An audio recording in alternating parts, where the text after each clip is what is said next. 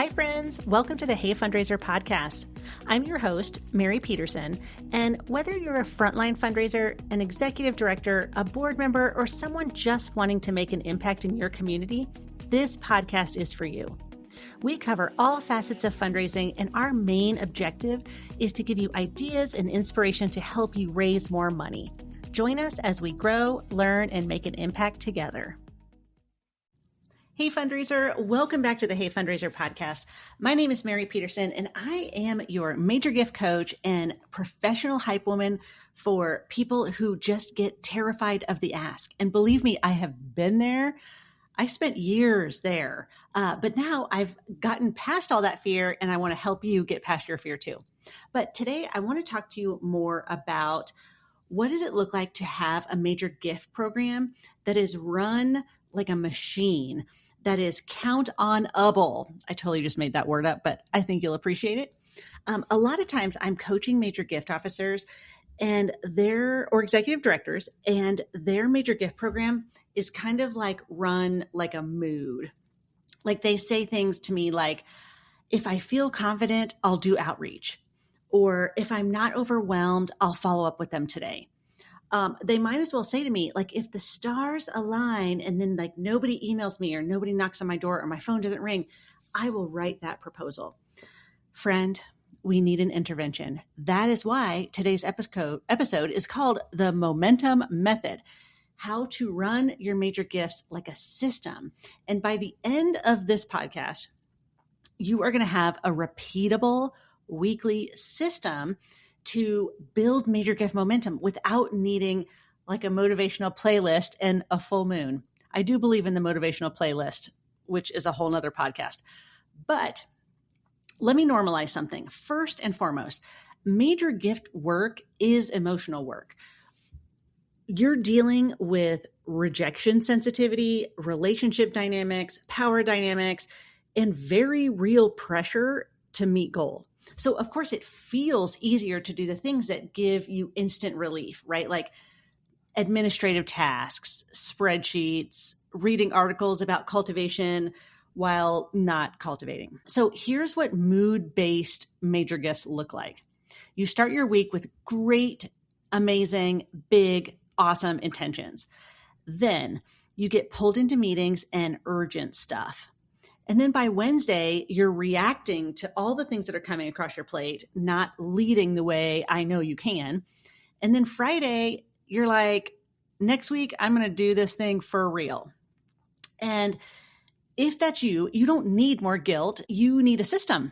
So I used to be that person. I was stuck in like a mood, like, okay, I'm going to try to feel confident today, or, tomorrow's my day. And then tomorrow I'm going to make all these calls. Well, once I walk you through the momentum method, you are going to understand and be able to implement a much more strategic major gift program. So the momentum method is exactly what I teach in my momentum program. And it really has 4 elements. When these 4 things are strong, you feel steady. When these 4 things are weak, you feel frantic. And it took me like 20 years, literally, to figure these 4 things out. Okay, so element 1 is portfolio. You're in a weak spot if your portfolio is like this random assortment of names, vibes, and maybe inherited chaos. You kind of come from a place of strength if your portfolio has clear tiers, clear next steps, and you know who matters this particular week. So element 1 is portfolio, and we're going to dig much deeper into this. Element 2 is your major gift materials. These are what I like to call outcomes and offers. If you are in a weak position, you're trying to like make the case from scratch every time. Like you're just rewriting the proposal, trying to get it to inspire that next donor, that next prospect, and you're just constantly reinventing the wheel. Now, if you come from a place of strength, you have like 1 to 3 clear outcomes that you're working toward funding. And then you have offers at different levels so that you're not improvising at donor meetings. Like you have this very clean, clear path. You know what you're selling. you know what you're pitching, you know what the impact is, and you're going to sell it. Element 3 is like really super solid cultivation tactics. So if you're just like checking in with no purpose, or worse, going quiet because you don't really know what to say, that is weak cultivation. However, strong cultivation is that every touch point has very clear intention. Is it discovery? Is it engagement? Are you trying to align with their values? Or are you going for a commitment? And then the fourth is solicitation. If you're worried about solicitation and you're worried about the ask, you tend to shrink down a little bit. And you wait until you feel 100% sure. Or a lot of times, and when I hear consultants say this to major gift officers and executive directors, like my shoulders start to touch my ears. So I need to take a breath here. But they say, like, you don't even have to ask. If you cultivate well enough, the person's just going to show up with a gift. And then everything you do is just brilliant cultivation. That's not the truth. When you come at cultivation from a really strong place, you make your solicitation when there's alignment, and you use permission-based process so that the donor is never surprised. Now, here's the key. Momentum isn't magic. It's the result of a system that keeps these 4 things moving. So let's dig into those 4 things, because my people who are in momentum, we literally build their prospect list. I write their major gift materials. So we know who we're going after. We know what we're going after for. We immediately begin cultivation, and most momentum members are closing 5-6-figure gifts within 8 to 12 weeks. And so what happens is a lot of people have been cultivating, but they just haven't gotten to that place of the ask. So momentum is kind of like pouring rocket fuel on your fundraising efforts. A lot of times it's not that my momentum members are building a new relationship and closing that gift within, 8 weeks. It's that they've kind of been doing things like hem and haw, like kind of piecemealing things together, and they don't really understand how to get to the next level. So in momentum, while I'm working with members to close those quick wins early, we're also setting the stage, building new relationships so that they're consistently closing those 5, 6, and 7-figure gifts. Okay, so here is like a momentum method weekly structure. Okay, step 1, Monday. This is going to take you 20 minutes. That's it, 20 minutes. So I want you to ask yourself, who are the 5 donors or prospects that I am going to work on moving forward this week? And what is the next step for each of those prospects? And then what does movement look like by Friday? So if every Monday you sit down and say, okay, I'm going to look at my portfolio, I'm going to triage, who are the 5 people I need to be in touch with this week? What is the next step for them? And what does movement look like? Your fundraising is going to change, fundraiser, in mere weeks, because you're going to start to see this system. So that's a Monday morning thing. Now, twice a week, and this is going to take 45 minutes to an hour, but this is where you sit down. I mean, I literally would urge you to block out the time. I want you to craft emails, send text, make your calls. If you have to send a message via LinkedIn, like whatever outreach is appropriate, but you're not waiting for confidence. Confidence is really just a side effect. You get confidence by actually doing the work and getting responses. And so that is why we spend a lot of time making sure that you're going after the right portfolio, right? Which is element 1. And 2, that you have the right things to sell. Now, to get to the point of soliciting, you really have to do the outreach.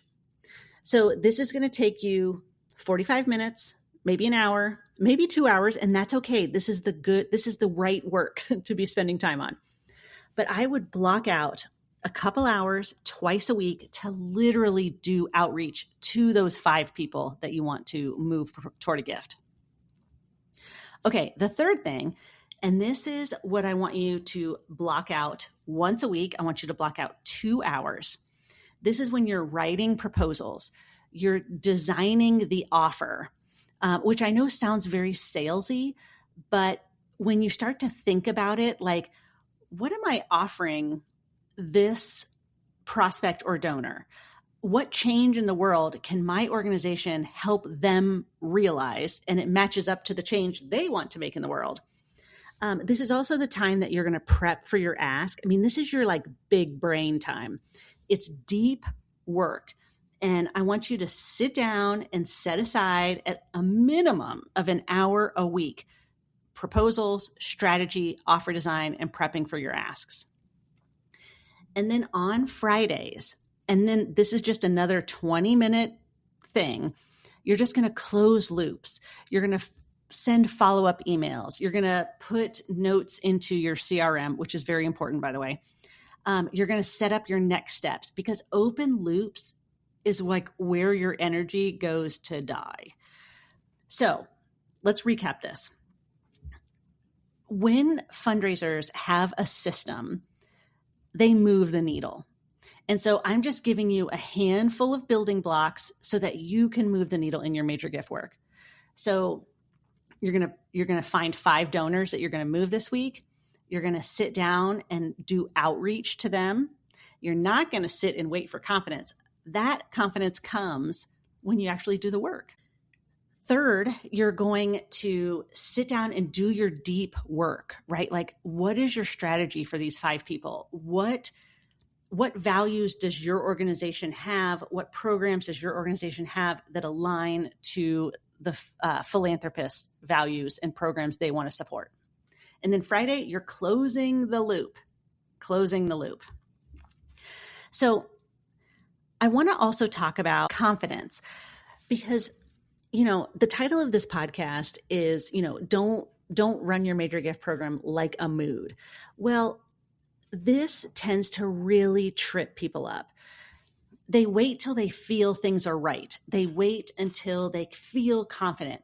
Well, you can't just conjure those feelings. You have to do something that results in those feelings.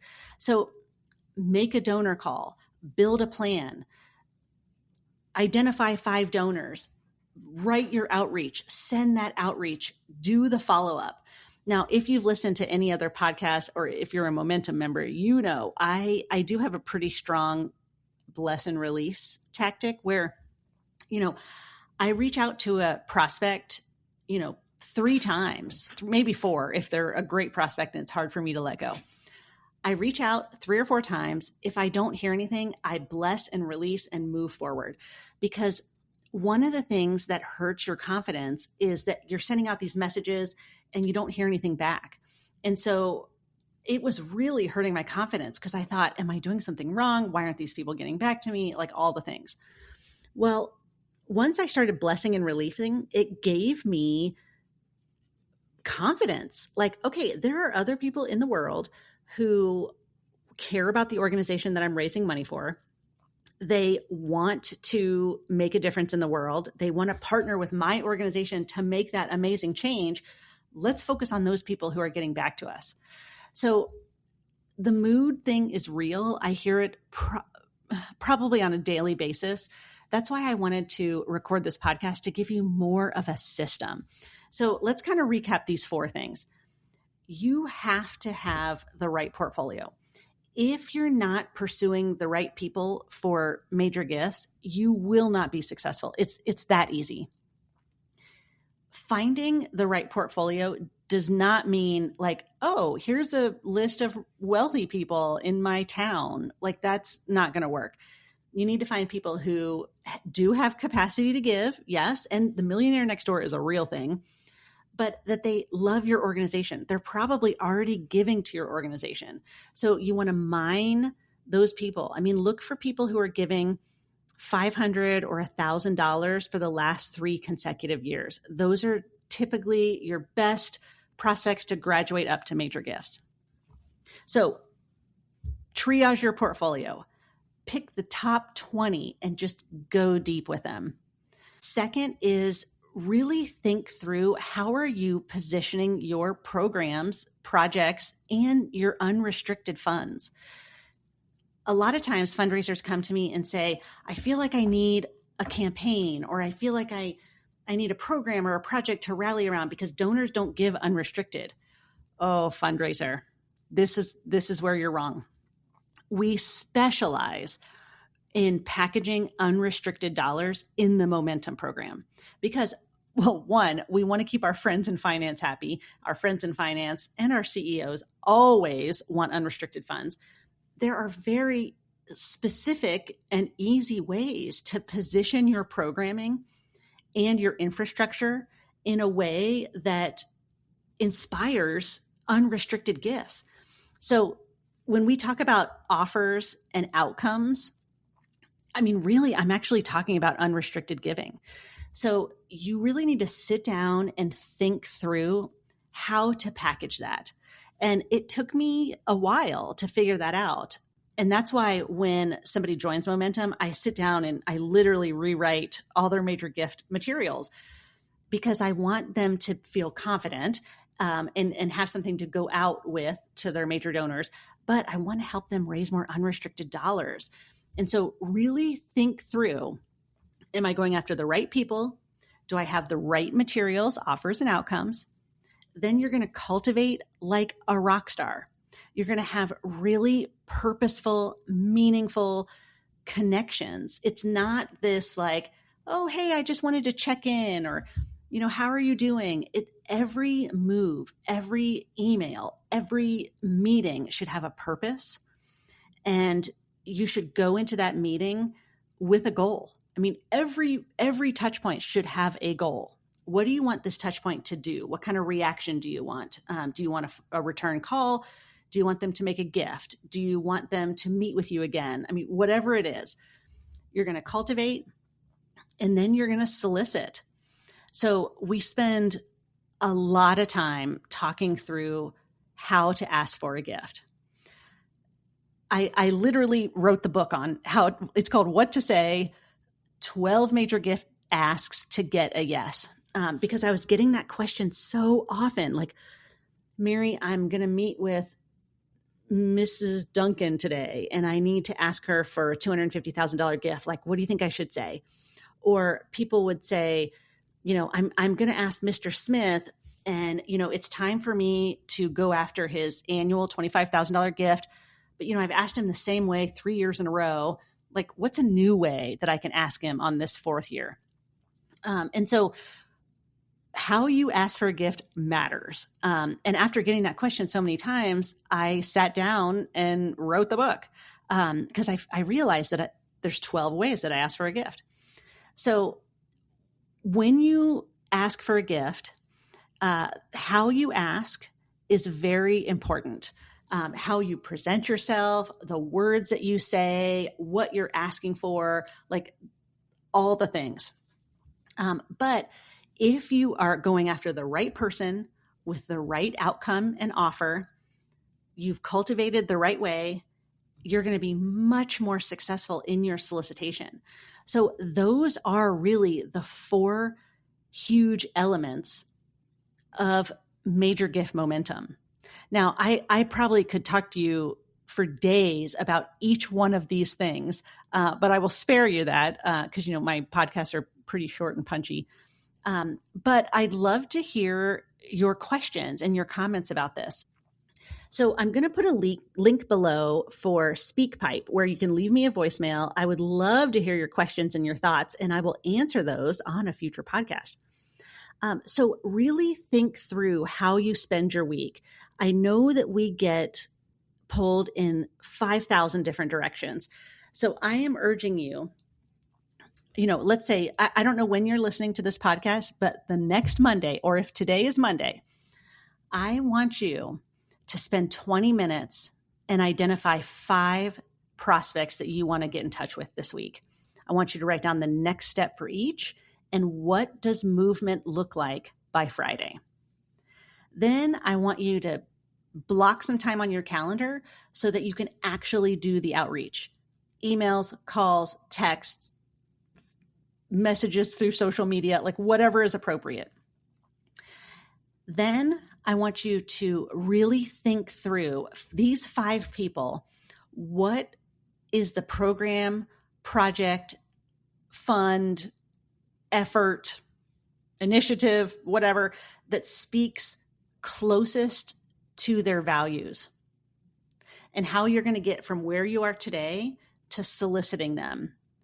And that might be a tour of that specific program. It might be lunch with your board president. It might be, coming in to see the programs live. I mean, it could be anything. But once you map that out, you're going to find a way to get to the solicitation sooner. And then once you solicit, then you've done your job. You have done your job. Even if they say no, you still did your job. Now, if you've done all the things right, they're not going to say no. But those are the 4 things that I'm hoping that you'll do this coming week to set yourself up for success. Okay, fundraiser, until next time.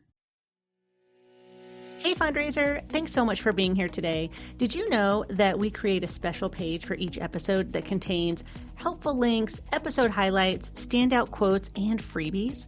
Check it out in today's podcast description. If you loved what you heard today, would you kindly give us a rating and review? It really helps other fundraising professionals find our Hey Fundraiser community. I'm Mary Peterson, and thank you for listening.